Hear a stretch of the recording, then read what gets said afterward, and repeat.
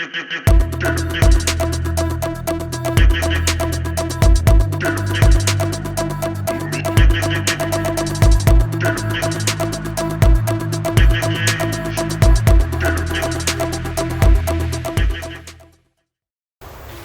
terão agora então para a segunda apresentação, que é a discussão do capítulo do livro que nós estamos discutindo, que vai ser organizada, coordenada pelo nosso colega Nobu, porque nós tínhamos pensado no Paulo Ramos, mas ele não estava impossibilitado essa semana, então o Nobu gentilmente se ofereceu para substituir. Nobu, você bom, então, fazer pronto. Bom, então, boa noite a todos, né, já tinha falado boa noite para alguns aqui pela mensagem. Esse capítulo aqui é desse livro que a gente tem estudado, né, já há algum tempo, o Comic Studies, a Guidebook, editado pelo Charles Hatfield e pelo Bart Beat. E esse capítulo é o capítulo 11, que ele chama de cartooning, que eu traduzi como cartunismo, que é um termo que é usado, mas antes de iniciar o capítulo, né, na introdução eu vou explicar a dificuldade de se utilizar essa expressão, esse termo. O autor é o Andrei Molotiu, ele é quadrinista também, né? Essa aqui é a foto dele. E ele é professor associado no Departamento de Arte da Universidade Indiana em Bloomington, né? O trabalho dele mais conhecido, né, eu lembro de ter lido esse nome, não lembrava em qual obra que era.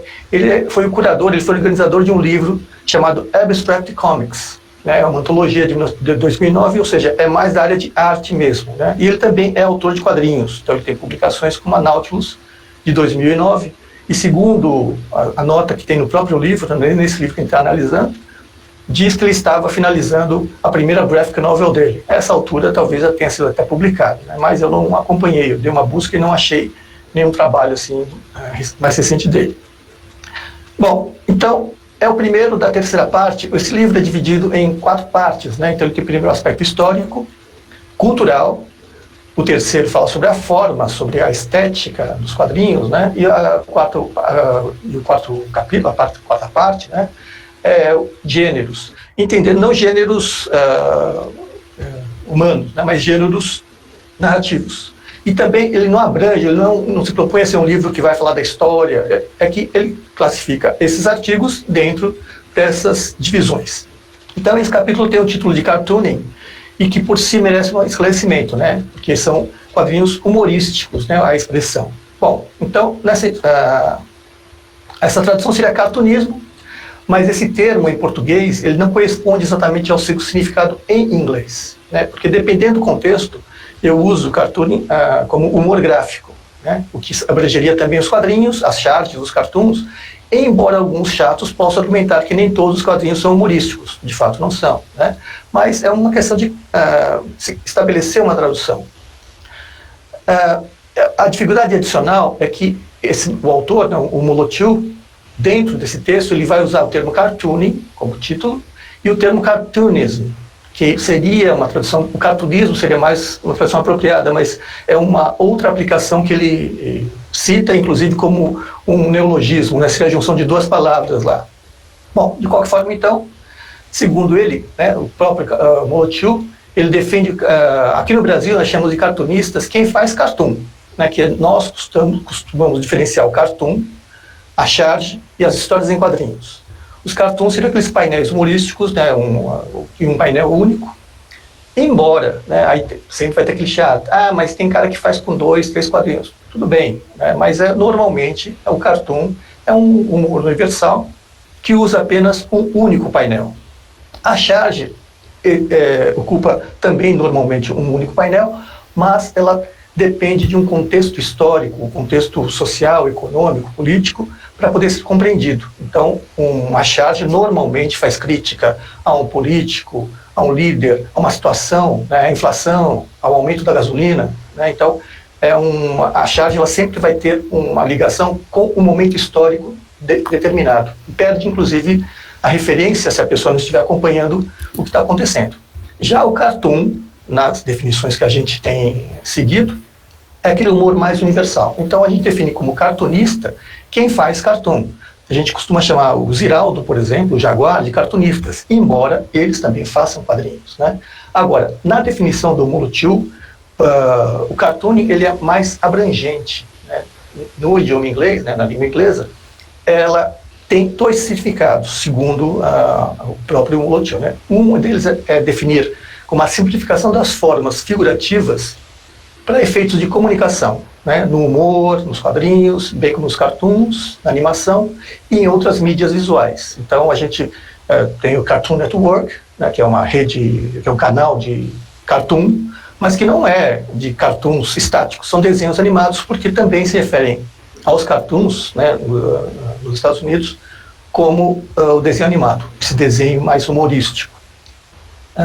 Embora também exista um cara que só faz cartoon, dentro desse termo, ele abrange também os quadrinistas, porque inclusive existe uma sociedade que tinha um prêmio anual muito prestigiado, tinha até uma noite de gala, um jantar refinado, todos iam de smoking, de fracks, que é a National Cartoonist Society, ou seja, a Sociedade dos Cartunistas, e era quase que restrita a quem fazia quadrinhos para jornais, porque era mais prestigiado, era mais respeitado esse autor de quadrinhos de jornal, e não o de revistas em quadrinhos, que sempre foi meio que marginalizado desde a sua origem. É claro que isso historicamente vai mudando, mas de qualquer forma existia uma sociedade, não sei se existe até hoje, que atribuía o prêmio Reuben para o melhor tira do ano, o melhor autor, que era essa sociedade dos quadrinistas. Então, o autor Molotow ressalta, no entanto, que o uso desse termo no campo dos quadrinhos, ele é ambíguo, né? Ele tem sido mais usado, de modo geral, para qualquer autor de quadrinhos, ou seja, né, aquilo que eu citei, quem faz quadrinhos, quem faz qualquer artista que faça obra em quadrinhos, desde terror, cômico, de modo geral, e todo cara que faça cômico também, né, claro. E, por outro lado, também é usado em contraste com desenhos mais naturalistas, cujo extremo é o fotorrealismo. Então, existe essa definição, que é usar para qualquer pessoa que faz quadrinhos, e outro, que é para diferenciar de quem faz o desenho mais naturalista, mais realista. Bom, o que está aparecendo aqui? Por esse segundo conceito, Nancy, né, que aqui no Brasil chama Tico-e-Teca, foi chamado de Periquita, tem vários nomes aqui, do Ernest Bushmiller, um dos clássicos dos quadrinhos. Karl Barks e Dan DeCarlo seriam cartunistas, enquanto outros, como Neal Adams ou Alex Ross, que é o grande paradigma, né, dos quadrinhos realistas fotográficos, né, o estilo dele, né, o grande modelo de quadrinho hiperrealista até. Então, haveria essa contraposição, né, ou seja, os autores de quadrinhos cômicos seriam cartunistas e esses outros mais realistas não seriam, né? Então existem duas aplicações, duas utilizações desse termo cartoonist ou cartoon que ele cita então nesse capítulo. Aí surge uma questão, segundo o próprio Molotow: o cartunismo é apenas um estilo de se fazer quadrinhos ou descreve todo o campo? Nesse caso, né, a primeira definição é válida, pois mesmo quadrinhos aparentemente realistas, como citado Adams ou Stan Drake, que fazia o Coração de Juliet Jones, né, e o Neal Adams, né, no caso, seriam drasticamente mais simples, não apenas do que fotografias, mas de vários outros estilos gráficos, como o desenho praticado dentro da tradição das belas artes. Então eles fazem aqui uma distinção entre, por mais realista que fosse o Neal Adams, o Stan Drake, eles estão bastante distantes do que seria uma fotografia e até do que seria aquele estilo clássico de fazer pinturas na tradição das belas artes, né, que ele cita inclusive em francês, a Beaux-Arts, no texto dele. Enquanto o artista tradicional possa apresentar um rosto pela variação de tonalidade, ou seja, aqui ele faz essa diferenciação do estilo, de como um rosto seria desenhado por um artista clássico, né, usando nuances, usando tons diferentes para dar a sensação de volume, né. Os quadrinistas são historicamente restritos a um número relativamente pequeno de linhas para definir o nariz, as narinas ou contornar um olho e sua pálpebra. Está cheio de erro de português porque eu digitei aqui e eu sou péssimo digitador, mas de qualquer forma vocês relevem esse detalhe. Um fator intrínseco na estilização dos quadrinhos é o da tecnologia da reprodução. Então, um dos motivos pelos quais os desenhos são necessariamente mais simples, de traços menos rebuscados, é porque eles atendem uma finalidade, ou seja, eles precisam ser reproduzidos. E é óbvio que, dependendo da tecnologia, não dá para se fazer coisas muito minuciosas, porque senão vai virar um grande borrão. Dependendo da tecnologia com que é impresso o jornal, impressa essa revista, e a gente sabe que os primeiros gibis eram impressos em papel barato, fora de registro, né? Registra quando uma cor não casa exatamente em cima da outra, aquelas retículas, aqueles pontos de impressão grandes, né? Então, era muito deficiente, e é óbvio que o artista tinha que ter essa consciência de que ia ser impresso com aquela tecnologia. Então, isso é um dos motivos pelos quais os quadrinhos sempre foram mais simples, né? Exigiram traços mais simples do que, por exemplo, uma pintura mais bem acabada, né? Embora eventualmente sejam publicados em cores, o autor se restringe ao traço em preto, pois a cor é acrescentada por outros no processo de produção. Isso já foi verdade, né? Ainda continua sendo uma outra pessoa que faz a cor normalmente, mas não mais no processo de produção, que era no fotolito, havia uma tabela de cores que tinha que ser utilizada, mas isso são outras questões. Hoje, com o avanço da tecnologia de impressão, alguns autores pintam seus originais, o próprio Alex Ross é um caso, né? Tem a Ana Luisa Köhler, que faz aquarelas belíssimas, né? Que imagino há algum tempo seria difícil de reproduzir, mas atualmente a tecnologia já permite que se imprima com uma boa qualidade as cores originais do autor e não mais feitas em processos gráficos, né? Muitas das cores atualmente são feitas também no computador, né? Photoshop, aí também envolve talento, envolve conhecimento de técnicas de cores, coisa parecida. Bom, esses requisitos tecnológicos nos levam à noção de arte traçada, né? Ou seja, a partir disso, então, estabeleceu-se que existia essa arte da linha, arte que é só o traço, e uma arte que é sombreada, né? Ou seja, ela tem nuances de tons de cinza, som de cores, e essa arte da linha, ela motivou a criação de uma função específica, né, dentro dos quadrinhos, que também existem em outras atividades, mas que é o arte finalista, é a pessoa que recebe o desenho a lápis e vai fazer o traço a tinta. Nanquim normalmente é o caso. Hoje em dia também as pessoas fazem tudo no computador, fazem tudo com aquelas mesas digitadoras, né, os tablets, mas tradicionalmente é um trabalho manual. É feito pelo próprio desenhista, né? Muitas vezes o arte finalista é o próprio desenhista lápis, mas no sistema industrial de produção é um artista diferente que é responsável por fazer a arte final. As publicações normalmente dedicam pouco espaço para a reprodução de quadrinhos, né? Mesmo na época em que se faziam páginas inteiras, páginas dominicais, né? Os originais costumavam ser maiores, para poder reduzir e aí sair com uma certa qualidade na impressão, né? Então, as impressões, elas, como não é um processo muito refinado, eles tendiam a engrossar as linhas originais. Então, a intenção era fazer maior, reduzia-se o original e as linhas saíam mais finas, né? Para manter a legibilidade, os artistas simplificaram formas, não firmas, né, claramente definidas com linhas distintas que não borrem ou se misturem umas com as outras na hora da impressão. Então, havia essa preocupação, porque quando imprimia, ainda mais se fosse um clichê, por exemplo, dependendo da pressão exercida, aquilo virava um grande borrão. Achuras e outros meios de indicar meios tons tendem a ser mal reproduzidas, ou seja, são mal impressas, né? Em seu extremo, essa obstinação pela clareza e simplificação resulta em tiras em quadrinhos como Periquita, de Ernie Bushmiller, em que os olhos são um ponto preto e cada sobrancelha é só sombra, é apenas um semicírculo e as formas dos rostos e os corpos dos personagens são definidos pelos contornos com raras representações de textura ou sombra. Esse exemplo aqui da Periquita, que é a Nancy, é apenas um, mas Charlie Brown Peanuts, por exemplo, também basicamente não tem meios tons, é só o contorno, né? E outros quadrinhos mais que não costumam ter nada além do traço, né, o contorno e alguma outra área em preto, né, chapada.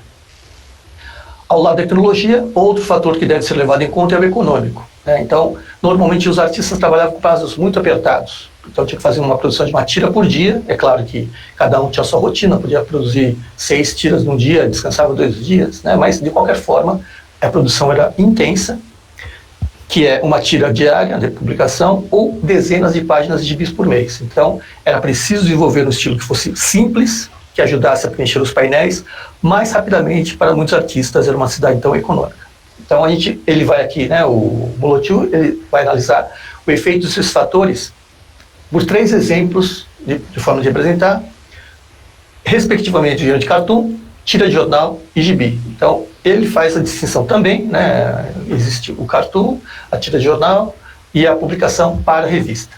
Então, esse aqui é um primeiro exemplo, né? Notem que pelo próprio traço, pela ambientação, é um trabalho mais antigo. É um dos grandes ilustradores americanos, o Charles Dana Gibson, que inclusive, quando a gente lê a biografia sobre o Alex Raymond, diz que ele e o Montgomery Fleck foram os grandes inspiradores do Alex Raymond, que é o grande autor do Flash Gordon, né, que foi o grande autor do Flash Gordon. Bom, então esse cartão é de 1898, foi publicado numa revista, a revista Punch, né, uma revista de humor, não só de humor gráfico, mas tinha textos de humor também, e foi feito na técnica das artes gráficas tradicionais, segundo o Molotiu, né? A imagem é toda em preto e branco, com os tons obtidos com achuras paralelas e cruzadas. Vou até voltar aqui, ó. Então notem que existem achuras que são linhas paralelas, né? Aqui nessa parte, não sei se está visível para vocês, e aqui na parede tem essas cross-hatching, né? Ou seja, linhas cruzadas para dar a impressão de volume não, mas de cor, de tom, né? Então, em vez de pintar de preto, como está aqui, né, apenas na calça desse personagem, ou vestido, ou essa roupa, para dar essa sensação de cinza, né, de meio tom, eles usavam essas achuras. Dá um trabalho, né, considerável, como vocês podem notar aqui, né? Então, objetos e figuras são definidos pela luz que incide sobre eles, criando áreas de brilho e de sombra. Elas existem não apenas no espaço bem construído e com perspectiva convincente, como tem uma existência concreta sob a luz que revela esses espaços. O chiaro escuro, né, que o próprio nome já que é italiano, né, mas é uma técnica de alto contraste, de luz, tom de luz, de escuridão, de áreas de sombra e de luz. É usada não apenas para dar forma e textura aos objetos, mas dar uma legibilidade narrativa às imagens, né? Ele está se referindo, obviamente, a esse cartoon do Charles Dana Gibson, né? A batalha do sexo apresentada é efetivamente diagramada com 2 grupos contrastantes contra 2 grandes áreas brancas. As mulheres diante da luz que entra pela porta e os homens, vestidos de preto, contra a toalha de mesa branca. Áreas da imagem de maior importância narrativa, como o aparador ao fundo, são representadas com menos contraste. Eu vou até voltar a imagem aqui para mostrar para vocês. Então, esse aparador aqui, ele parece que se confunde até com a parede, né? Ele não dá um grande destaque.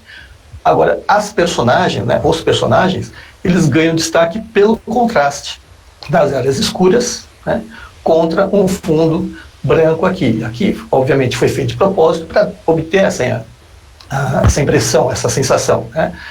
Ou seja, colocou-se a porta, né, a luz que entra pela porta, com esse objetivo. É a mesma coisa a toalha de mesa, mantida branquíssima para contrastar com a roupa dos personagens.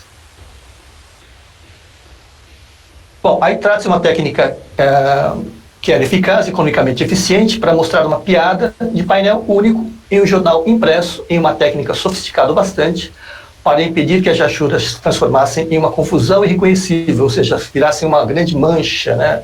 Porque se não for uma impressão e um papel de qualidade, né, for um papel chupão, por exemplo, aquilo vai virar um borrão e vai se perder a qualidade dessa ilustração, dessa arte. Entretanto, as primeiras tiras de jornal diferenciavam em seu uso de múltiplos painéis e métodos menos precisos de impressão. Então ele está fazendo uma distinção entre essa revista Punch, que seria mais bem impressa, com os jornais, até pelo volume e pelo ritmo, né, porque o jornal é impresso diariamente. Então a qualidade não seria tão boa, esse método seria menos preciso. Então Winsor McCay, que é um autor muito conhecido do Little Nemo, desenvolveu um novo método que permitia que fossem desenhados painel após painel e comunicassem sem o gasto de tempo das achuras de Gibson. Porque sempre foi aquilo, né? Bom, eu quero fazer desse jeito, mas eu não vou ter tempo. Então eu preciso, né? O artista ele vai acaba encontrando um jeito de tornar o seu trabalho mais eficiente. E o próprio Mulotio, quando ele falou sobre essa diferença do método, eu lembro que o Winsor McCay, quando fazia chaves políticas, ele usava achuras, uma técnica muito parecida com a do Gibson. E ele mesmo observa, é interessante que McCay sempre voltasse a fazer achuras em seus cartoons editoriais, né? Que aqui no final, essa observação aqui é minha, né? Nós chamamos de charge, como eu havia definido no começo, de um só painel. Então, essa aqui é uma das páginas mais famosas das histórias em quadrinhos, de 1908, do Winsor McCay, do personagem Little Nemo. E aí, é que talvez pelo tamanho que ela está reproduzida aqui não vá dar para notar tanto, mas essa técnica que o Winsor McCay desenvolveu, né, foi, aí ele explica, né, tanto nessas tiras do primeiro personagem, que é Herbert Find, que era um cara que comia uma torta lá de queijo, aí tinha um pesadelo, né, mas era um adulto. E o Little Nemo também é no mundo dos sonhos, mas é uma criança, né, e tem muito mais fantasia, é mais ingênuo, é claro. E ele desenhava as figuras apenas com contornos, sem nenhum sombreamento, com exceção para as áreas escuras, que ele usava o preto chapado, né, pintava tudo de preto e pronto. Ele usava penas, né, penas de metal, né, aquelas penas de desenho de duas espessuras. Uma mais fina, para a maioria dos elementos de cada painel, e uma mais grossa, para contornar as personagens principais ou o grupo responsável por conduzir a narrativa. Ou seja, o que é cenário, o que é paisagem, o que é figura de fundo, né, o que é figuração, tipo assim, ele não dava esse destaque. Vou até voltar aqui, né? Então ele vai mostrar aqui o contorno, né, da cama, dos personagens, quando ele quer chamar mais atenção, tem um contorno mais escuro, mais grosso, aliás. E aqui vejam os prédios, né? Os prédios também chamam atenção, eles têm uma massa, né, ali bastante significativa, mas o traço é sempre fino, né? Ou seja, ele usava dois tipos de pena, uma mais grossa e uma mais fina, que é uma maneira de dar essa sensação de destacar alguma coisa que está sendo mostrada. A superfície não era mais usada para definir luz e sombras, ou seja, não há mais essa questão de colocar achura, de tentar demonstrar as massas, né, os volumes, né. O traço mais espesso tinha uma função mais semiótica do que representativa, né. Não tinha essa... a importância dela não era tão estética, era ressaltar o personagem, chamar a atenção para a ação. Elas representavam quais elementos em cada quadro, nós tínhamos de manter o foco para seguir a história. Então, essa função supera o representacional, né, que alguém pode ver pelo fato do contorno grosso se mover indiferentemente de um personagem para o outro ou de um objeto para o outro em um grupo. Ou seja, ela está, a razão pela qual ele adota essa técnica não é para mostrar estética, figurativamente ou representacionalmente, valorizar esse personagem, mas o papel que ele tem dentro da trama. É uma forma racional de delimitar e destacar uma forma, sem se importar com sua tridimensionalidade, né? Enquanto o Charles Dana Gibson ele tenta, né, dar um volume, ele tenta passar a sensação de que aquilo não é uma superfície plana, usando o recurso de luz e sombra, aqui não há essa preocupação.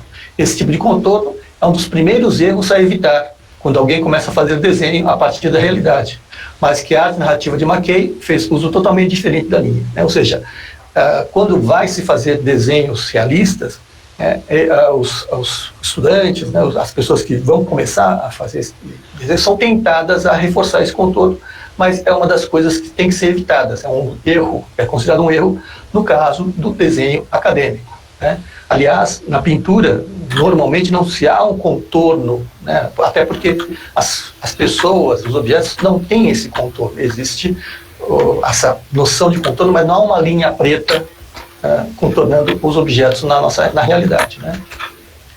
Em substituição à diferente espessura de traço do McCay, ou seja, no lugar disso, né, a principal ferramenta do cartunismo, né, que é a partir dos anos 1920, ou seja, aquela estilização, aquela simplificação do traço do desenho para poder cumprir com prazo, para poder passar uma informação, para comunicar de maneira adequada, foi a linha irregular, que se obtém com penas de pontas flexíveis ou com pincéis. Ou seja, quando eu uso a pena ou o pincel traço ele levemente, vai ter uma espessura, o traço vai ter uma espessura mais fina. Se eu dou uma pressionada, aquele traço, até porque no caso as cerdas do pincel, né, os pelos do pincel, eles se expandem, né, e vai tornar esse traço mais grosso, fica irregular. Então, o exemplo que ele traz é um desenho do Dan De Carlo, se bem que o traço, a lápis é do Dan De Carlo e a arte final é de um outro artista que eu esqueci de colocar o nome aqui, mas é citado no texto dele. Então, ao contrário de uma Mackay, que diferenciava figura e fundo com um traço mais espesso e outro mais fino, aqui isso é obtido construindo-se todo o cenário de fundo com linhas de uma só espessura e os personagens principais com linhas irregulares traçadas com o pincel. O resultado são personagens mais orgânicos, né, porque fica uma coisa menos assim, técnica, aquela coisa precisa, o traço extremamente regular, extremamente uniforme, né, que é obtido inclusive com aquela canetinha nanquim técnica. Né. Na minha época chamava canetinha Rotring, canetinha Stadler, né, tem vários fabricantes, mas era uma caneta com traço, com vários traços, cada caneta tinha um traço, né, 01, 02, 03, a gente colocava tinta nanquim e aquilo era usado, depois lavava-se, recarregava a tinta, e é muito usado no desenho técnico, né, para fazer, antes da época do CAD, era usado para fazer desenho em papel vegetal. O resultado são personagens mais orgânicos em contraste com o cenário. Para dar a sensação de perspectiva, ele também traça os personagens mais próximos em traços mais espessos, enquanto os outros com traço mais fino. Então aqui está o exemplo. Então notem que esse personagem aqui da frente, né, que é o Sócrates, como a linha é mais grossa, mas ela não é um traço único, né, não é um traço único assim, é uma única espessura. Veja a diferença entre esse traço aqui e o que vai definir boca, nariz, essa parte traseira do cabelo, ou seja, por meio de uma pena mais flexível ou um pincel, é que é obtida essa irregularidade. E os personagens que estão mais ao fundo, né, a própria Josie, ela tem o traço ainda que irregular, nenhum deles é tão espesso quanto aqui, né, usado aqui no desenho do Sócrates. Então, destaque para o contorno da manga da camisa do Sócrates, que vai afinando conforme que ajusta o braço. A linha de espessura irregular dá mais vida ao design da página e é uma solução mais rápida do que as achuras. São as razões econômicas, mais uma vez, influenciando nas escolhas do cartunista. Então, até ampliei aqui para mostrar como a manga aqui, ó, ela começa com um traço mais grosso e vai afinando, aqui também vai afinando, né? Para dar um pouquinho de sensação até de perspectiva, para dar uma sensação de organicidade à imagem, à figura. Além da simplificação do desenho, um dos aspectos mais típicos do cartunismo, né, ou seja, dessa maneira de você simplificar e de estilizar, então, até coloquei entendido como aquele recurso de simplificação do desenho, ele pode ser visto na comparação do trabalho do Gibson e do De Carlo, que é a redução dos elementos faciais. Então, vou até voltar aqui, primeiro vou escrever aqui, né, bem como outras partes dos personagens, como mãos e pés, para fórmulas convencionais. Um exemplo de forma convencional, os personagens Disney têm 4 dedos, então todo mundo desenha os personagens com 4 dedos, é uma definição, por uma questão de equilíbrio, por uma questão de economia, vai saber por quê, talvez o Roberto explique melhor isso, os personagens têm 4 dedos, né? Então é algo que também vai caracterizar esses personagens. Enquanto Gibson procura desenhar cada cabeça, dando um volume por meio de luz e sombras, nessa página de Josie, as pupilas de íris são reduzidas a elipses pretas, né, que ele chama de oval, né, formas ovais pretas, e o formato do olho é definido apenas pela pálpebra superior, uma simples pincelada em curva e alguns traços que sugerem cílios que não se encontram semelhança com nenhum ser humano. Então vou voltar aqui para essa imagem, para vocês verem que não existe olho humano assim, né? Ninguém, nenhuma mulher, nenhum homem, nenhuma menina tem um olho desse jeito, mas estilizando, ele nos convence que isso aqui é uma figura humana, é um rosto humano. E ele vai explicar até um pouquinho mais aqui. O nariz de Josie é apenas um V invertido. O de Sócrates é um botão circular saltando do rosto, é uma bolinha, parece, né? Essas formas, além de simplificar o trabalho do desenhista e ajudar a criar sua arte narrativa, também definem a estilização visual de uma tira ou de uma empresa. As convenções aqui descritas servem de guia para a maioria das histórias do universo de Archie. Elas funcionam como marca registrada para diferenciar a aparência das de outras editoras. E aí, voltando aqui, de fato, esse tipo de desenho a gente vai encontrar nas histórias não as atuais, né? A arte mudou muito. Se pegar um gibi de arte hoje, a gente nem reconhece mais esse estilo que foi consagrado durante mais de 50 anos. Mas era pegar um desenho e identificar que era da arte, né? Do universo dos personagens do arte. Ou pegar os desenhos que eram daquela editora Harvey, né? Gasparzinho, o Brasinha, eles têm algo que os identifica, vamos chamar assim, né? Que é o estilo, no caso da editora, da empresa. Então, aí o cartunismo, que é como eu traduzi a expressão que ele utiliza, né? Ele coloca um subtítulo no capítulo que é cartooning, que é o cartunismo. Dadas as limitações econômicas e tecnológicas, né, que é que determinar como é que se desenvolveram as ilustrações dos quadrinhos, o surgimento do cartunismo como um modo dominante da arte sequencial parece ter sido uma contingência e não algo essencial de ato comunicacional para o meio. Ou seja, não foi alguma coisa se você não tiver isso, os quadrinhos não existem, né? Foi um acaso, foi algo que eventualmente aconteceu e deu certo e o pessoal continuou fazendo, né? Alguém poderia imaginar um cenário diferente, em que os quadrinhos teriam evoluído como uma forma naturalista das pinturas a óleo. Como existem exemplos. Tinha o Segrais, o Vincent Segrais, que fazia o Mercenário, que ele fazia umas pinturas, verdadeiras pinturas. Aquela série Storm, se não me engano, não era holandesa. Puxa, ela chegou a ser publicada pela Abril, e o Alex Ross. Então são pinturas. Se os quadrinhos tivessem evoluído para esse rumo, né, nós estranharíamos o que não fosse dessa natureza, né, ou seja, seguisse esse estilo. Muitos estudiosos veem o cartunismo como uma parte necessária à arte sequencial, ou seja, embora o Molotiu ache que, né, ele tenha afirmado que parece ter sido algo contingencial, muitos estudiosos acham que não, que ela é uma essência, ela precisa ser desse jeito, né, ela é necessária à arte sequencial.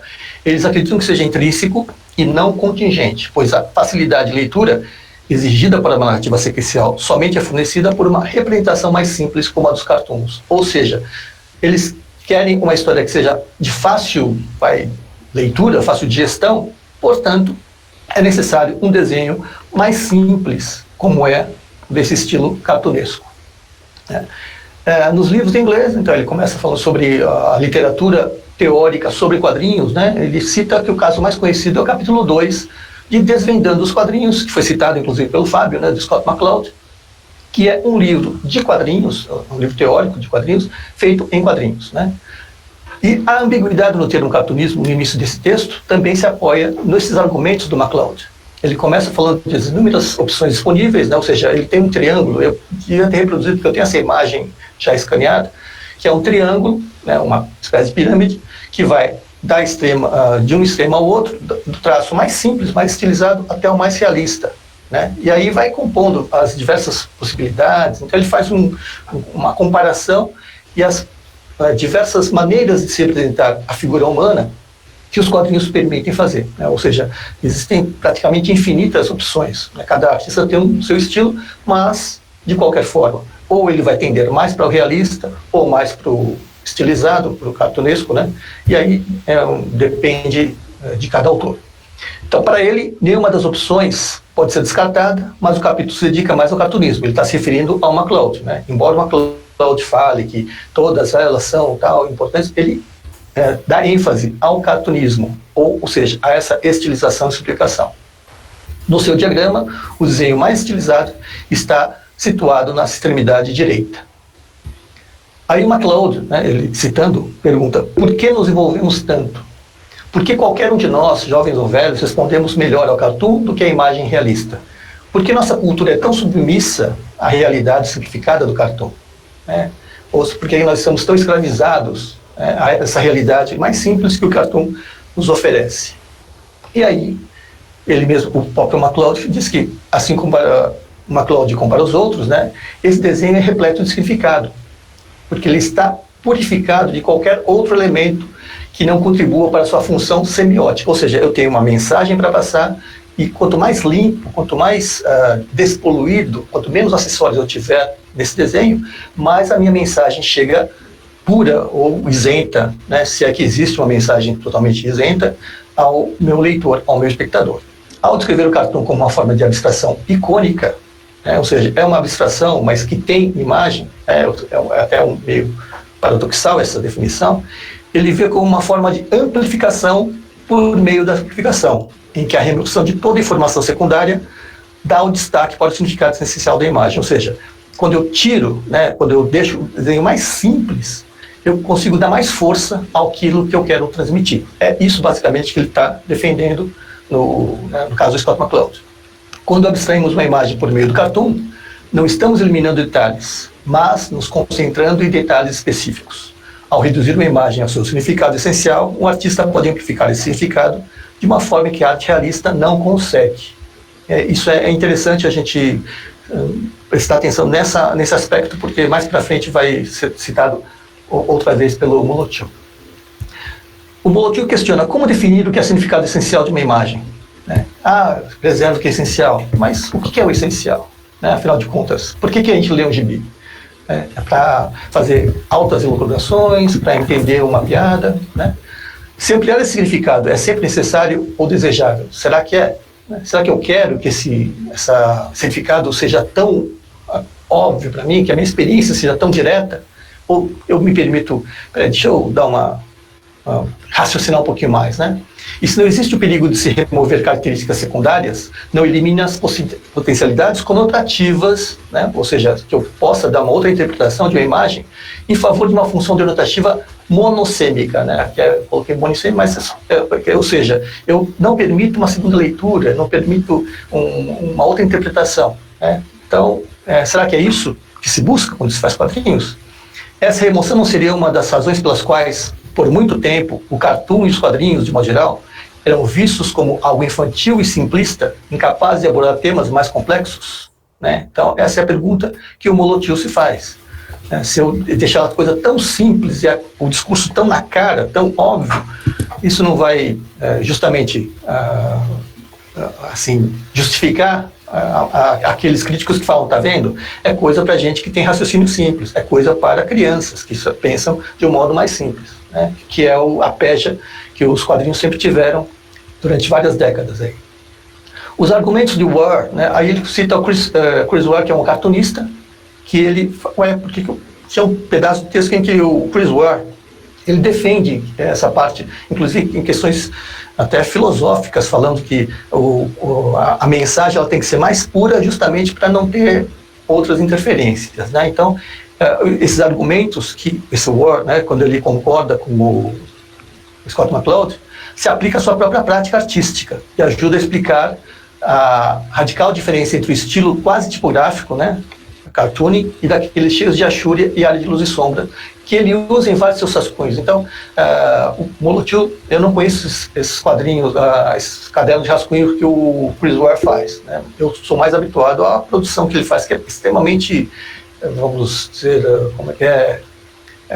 cartesiana, é bem reto, linhas retas, parece que foi feito tudo num gabarito, com compasso, com régua, e tudo sem só áreas chapadas.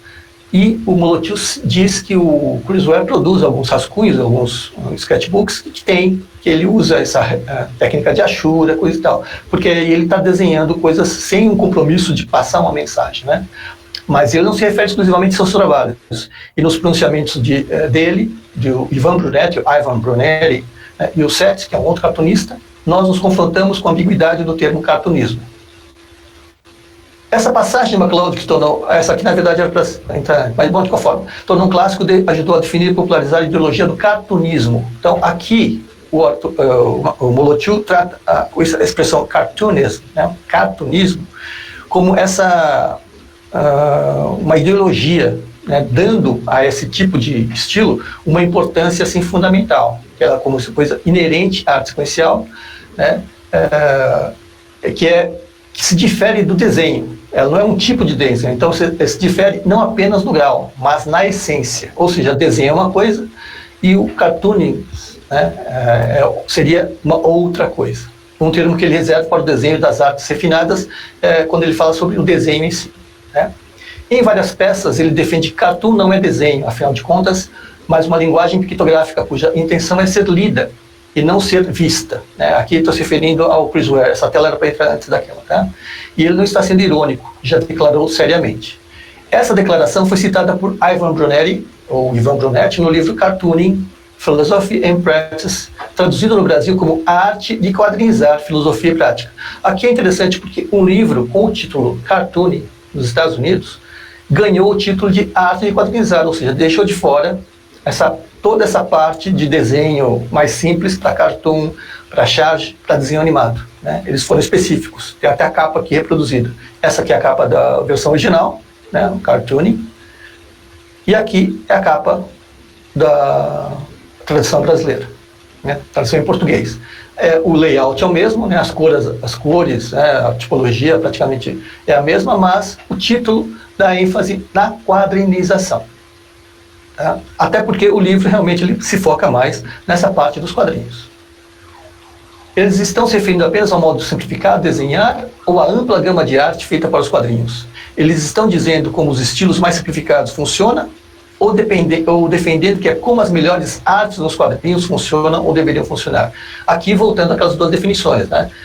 O modo simplificado de desenhar ou os quadrinhos de modo geral, que são as duas definições que tem para cartooning, né? Eles estão defendendo, ou seja, o Brunetti, o Chris Ware e o MacLeod estão defendendo o que, afinal de contas, né? Que esse estilo mais simplificado funciona, ou defendendo que eles são as melhores artes dos quadrinhos funcionam porque são assim simples, né? Então, essa questão que o Molotiu levanta. Essa questão surge porque, evidentemente, os quadrinhos podem funcionar ao contrário, né? Não é bem ao contrário, mas de uma outra maneira. E aí eles citam o exemplo das fotonovelas italianas, né? Então, na Itália, onde um dos principais modos de arte sequencial era feito com fotografias. Enquanto o uso de fotografias numa narrativa sequencial era economicamente eficiente, ou seja, mas a gente faz desenho simples porque tem que ser viável economicamente. Eles faziam fotonovela e vendia muito e ganhava-se muito dinheiro. A riqueza de detalhes de uma foto é exatamente o oposto da simplificação cartunesca, ou seja, então as fotonovelas são um contra-argumento para defender essa simplificação. De modo similar, nos quadrinhos americanos, o estilo de pintura fotorrealista, aí né, ele vai falando do Alex Ross, naquela Graphic Novel Reino do Amanhã, ou em Marvels, né, belíssimas obras, né? Tem gente que não gosta do estilo do Alex Ross, por algum motivo, eu acho o cara fantástico. Teve grande sucesso comercial, ou seja, esses dois exemplos que ele cita anulam, né, as questões, a defesa de que os quadrinhos mais simples é que são os verdadeiros, são a essência dos quadrinhos. Claramente, os leitores dessas obras não sentiam que a habilidade para ler arte sequencial era impedida por uma falta de amplificação pela simplificação, né? Ou seja, para eles, o fato de ser tão realista, não, ou seja, para nós leitores que gostamos, né, do estilo do Alex Ross e para os leitores que gostavam de fotonovela, né, não havia problema de haver detalhamento, de haver o cenário por trás, ser buscado, né, porque a mensagem vinha de uma maneira bastante eficiente e a um custo, né, um fator econômico aí falando, bastante adequado. Por esses exemplos, é preciso ter cautela ao determinar ou estipular uma conexão essencial entre cartoon e a arte sequencial. Pelo contrário, essa centralidade deve ser vista como contingente, ou seja, como eventual. E a ideologia estética que tenta estabelecer esse vínculo como essencial, que ele chama de ideologia estética, que é o cartoonismo, né, deve ser investigada historicamente e suas causas na sociologia, devem ser buscadas na sociologia do mundo dos quadrinhos. Aí o Toffer entra nessa história também da teoria do cartoonismo. É muito interessante essa parte porque, ainda que seja contingente, o cartoonismo se mantém como um modo dominante de se fazer quadrinhos. Ou seja, muitos do que a gente lê de quadrinhos são estilizados. O artista simplificou o traço, né? A grande maioria, né? Poucos adotam o estilo do Alex Ross. A maioria, em algum grau, vai estilizar, vai simplificar. Tornou-se uma linguagem visual complexa que desenvolveu meios de expressão que não se encontram em nenhuma outra produção das artes visuais. Isso eu acho também muito bacana. Só nos quadrinhos podem oferecer algumas experiências, né, algumas expressões visuais que a gente já está habituado, mas só encontra nos quadrinhos mesmo. A melhor análise de como o cartoonismo funciona e a melhor argumentação teórica do cartoonismo, ou seja, dessa simplificação, foi formulada muito antes de termos como quadrinhos e cartunismo existirem. Pode até parecer meio um contrassenso, né? Mas aí ele está falando sobre o Toffler, né, justamente. Em seu Essai de Physiognomonie, de 1845, o Rodolphe Toffler, que é considerado o pioneiro dos quadrinhos, mesmo pelos americanos, né, coisa que é bastante difícil, né? Os americanos sempre defenderam que os quadrinhos eram uma...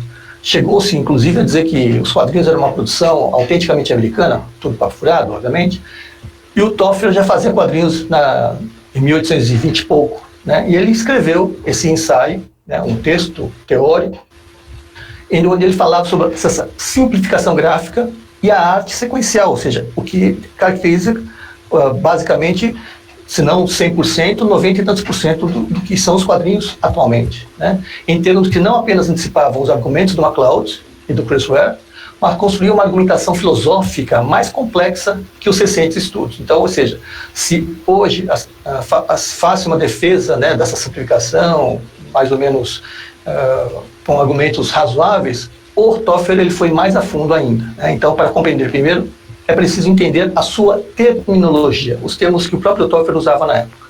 Então, ele definia o trabalho como literatura em gravuras, lembrando que ele já fazia o que é uma proto-história em quadrinhos, né? Era já arte sequencial, já tinha personagem, já tinha uma série de coisas, mas não tinha, assim, como linguagem completa, não é o que nós conhecemos como os quadrinhos atuais. Mas, de qualquer forma, como precursor, é inegável a importância do Toffler. Ele definia como literatura em gravuras, ou uma série de esboços em que a correção na representação não vale nada. E, ao contrário, a clareza da ideia, expressa de maneira elementar e superficial, é o que conta, né? Ou seja, ele não se preocupava, ele achava que a representação visual ela não tinha que ser fiel à realidade. O que contava é que você conseguia passar de uma maneira direta, simples, né? Bastante superficial até, para que ela fosse bem compreendida. Lembrando que o Toffler era um professor. E esses quadrinhos que ele fazia tinha essa preocupação de passar para os seus alunos, né? Então tem que se entender o contexto em que ele faz essas afirmações, as razões pelas quais ele fez esse ensaio também, né, de estudo pioneiro, né, sem dúvida, um dos primeiros estudos sobre o que viria a ser a linguagem dos quadrinhos. Então é difícil ler essa combinação das palavras clareza, elementar e superficial quando tratamos dos argumentos de MacLeod para a centralidade do cartunismo, com seu sentido essencial e eliminação de detalhes. Ou seja, aquilo que o MacLeod defende já estava sendo defendido mais de 100 anos atrás pelo Toffler. Em outros termos, né, em outras palavras, mas era isso. E até estabelece a conexão que fizemos entre a simplificação do traço e as condições do meio gráfico escolhido. Como foi dito, os artistas tinham desenhado de uma maneira mais simples, para ter velocidade e por causa dos meios de impressão, né? Então, o Toffler ele já associava essa maneira ligeira, né, uma rápida, bastante cursiva, quase de desenhar, com velocidade, a forma simplificada das litografias que ele usava em suas sequências narrativas. Ou seja, o processo de impressão na época era a litografia, que era a impressão à base de ácido sobre a pedra, que deu, inclusive, a origem ao processo de offset usado até hoje, né? O que prefigurou as condições tecnológicas dos primeiros quadrinhos impressos. Eu não sei se é o meu tempo que ele está surtando. Ixi. E aí ele numerava as vantagens. Oi? Falta muito para você terminar? Falta, acho que, talvez... Falta muito para você terminar? Então, talvez 20% do que foi até agora. Já são 10 horas, né? Deixo para a próxima... Já são 10 e 5. Tá ok, então. Continuamos no próximo capítulo. Tá ok, então. Aí eu providencio, inclusive, as correções. Está cheio de erro de português que eu vi aqui. Senão vamos terminar muito tarde. Tá ok, então. Bom. Você termina na próxima. Na próxima, junto com a daí fazemos o outro. E a próxima reunião, o Roberto tinha falado. Quando que vai ser, Roberto? 8 de abril. 8 de abril. Tá? Qual que era o capítulo mesmo? Eu não trouxe minha... eu acho que o Bobu terminando esse capítulo e mais a apresentação da Mayara, não sei se a gente precisa iniciar o próximo capítulo. O que você acha? Tá bom. Né? Talvez fique até melhor para fazer o debate. Né? Então, tá bom. a gente, no dia 8 de abril... eu acho que esse capítulo é muito rico para discutir, porque eu acho que o cara faz algumas confusãozinhas aí. Capítulo bem confuso. Eu acho, inclusive, que mistura coisas, mistura conceitos. Eu acho que o autor é, inclusive, elitista, né? Ao falar de belas artes, foto-belas artes, e o fotorrealismo nas histórias em quadrinhos não é. Então, eu acho que tem uma divisão aí que ele faz. Assim, na próxima reunião, então, mantemos a Maiara, a apresentação, e a gente faz a discussão, e a Maiara apresenta o trabalho dela. Legal. Beleza, então... o Moletiu, ele é da área das artes, né? Eu não sei se ele tem esse preconceito em relação aos quadrinhos, coisa e tal, mas é nítido que ele puxa, ele traz os referentes de conhecimento dele são das artes, né?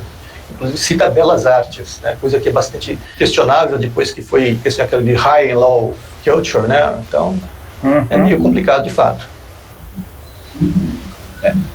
Então a gente espera ver vocês no dia 8 de abril, às 20 horas. 8 de abril, mesmo bate-hora, mesmo bate-canal. Daí. É um prazer encontrá-los todos aqui. Pronto.